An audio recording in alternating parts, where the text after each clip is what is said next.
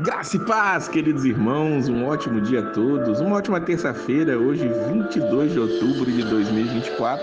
Nosso devocional diário está no livro de João, capítulo de número 7.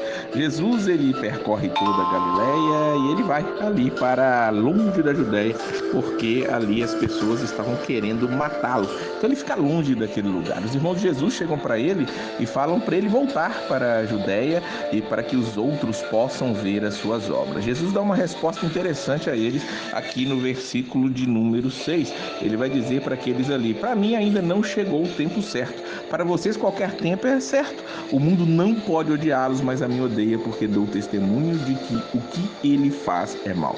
Jesus está mostrando aqui a sua obra verdadeira. E qual é a sua obra? É mostrar para o mundo que o mundo está fazendo as obras más. Mostrar para o mundo que ele é mau e precisa haver uma conversão. Jesus vai falar isso mais para frente, mais uma vez, lá no capítulo 15, depois no capítulo 17, acerca dessa questão do mundo, de que no mundo estamos, mas não somos do mundo. Por quê? Porque este mundo que está aqui, esse sistema no qual nós convivemos e vivemos, é o mundo que traz erros, enganos, e nós, como luz, vamos revelando isso nesses lugares onde passamos. Jesus sabia exatamente que ele, como a luz principal do mundo, ele não podia estar em qualquer lugar. Contudo, diz o versículo 10, depois de os seus irmãos irem para a festa, ele também sobe, mas ele vai em segredo, ele não vai abertamente até aquele lugar. No meio da festa, Jesus ele vai ao templo e começa a ensinar.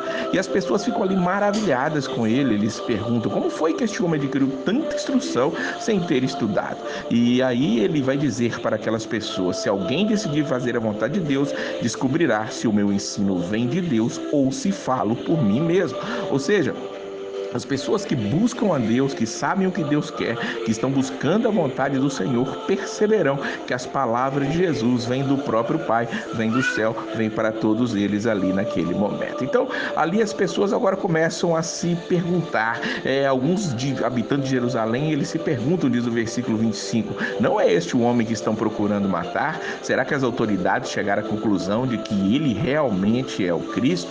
E eles ali começam a perguntar, a pensar sobre o que eles sabiam acerca do Messias. Por exemplo, eles acreditavam que ninguém saberia de onde o Cristo viria, mas aquele que estava falando, Jesus, eles sabiam de onde vinha. E o versículo 27 diz exatamente isso: nós sabemos de onde é este homem. Quando o Cristo vier, ninguém saberá de onde ele é. As perguntas vinham e iam. Jesus estava maravilhando aquelas pessoas com seus ensinamentos, com a sua palavra tão maravilhosa, que estava tentando ali e prendendo aquelas pessoas. Por falar em prender, o versículo 30 diz que as pessoas queriam prendê-lo, até tentaram prendê-lo, mas ninguém lhe pôs as mãos, porque a sua hora ainda não havia chegado. É incrível nós vermos todo o plano de Deus sendo traçado. Jesus sabe exatamente o que fazer, como fazer, aonde ir, a hora de ir, e tudo estava traçado por Deus. Chegaria o momento correto em que Jesus se entregaria, ele se entregaria para a nossa salvação, mas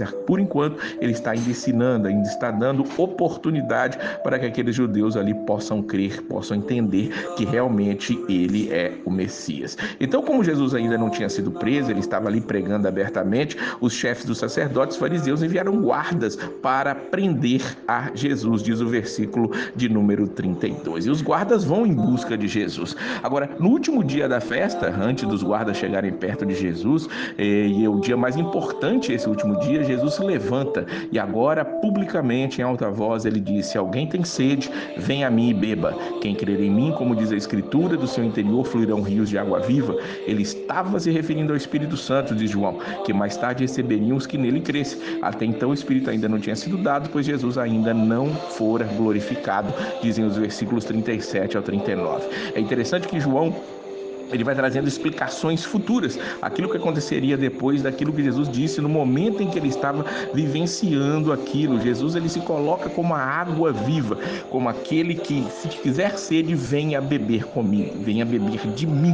O que Jesus está dizendo aqui é o mesmo que ele tinha dito ali para a mulher samaritana, mas agora ele fala para centenas de pessoas que estão reunidas ali em Jerusalém para aquela festa. E, claro, João já disse, aquilo se referia ao Espírito Santo que seria derramado sobre todos. Então os guardas, depois de ouvirem tudo aquilo, voltaram, mas não conseguiram prender Jesus. Os guardas do templo foram, diz o versículo 45, e voltaram aos chefes dos sacerdotes fariseus, os quais lhe perguntaram: por que vocês não o trouxeram? E a resposta deles é espetacular. Eles disseram assim: ninguém jamais falou da maneira como esse homem fala, declararam os guardas. Nem mesmo os guardas, ninguém podia ouvir Jesus e sair da mesma maneira que tinha chegado ali. As palavras de Jesus convenciam, transformavam, faziam todos ficarem maravilhados. Ou eles se convertiam, ou eles se iravam cada vez mais com Jesus. E era infelizmente o que estava acontecendo com aqueles fariseus. Eles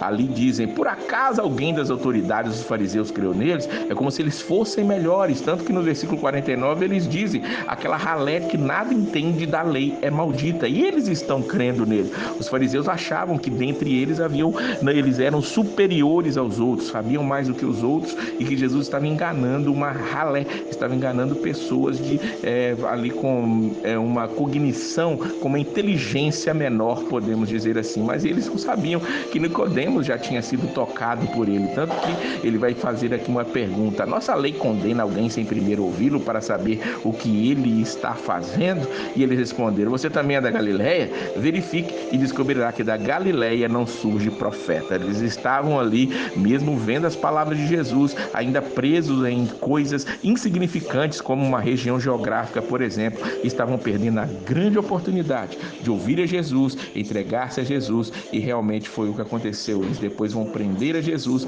e matar a Jesus, como nós sabemos. Por aqui fica a grande pergunta: você já ouviu as palavras de Jesus e as palavras dele te fascinaram também? O que ele está dizendo para você é que ele é a água da vida, e se você tem sede, vem a ele, que ele pode saciar a sua sede com a sua presença e as suas palavras. Que Deus abençoe a sua vida e a paz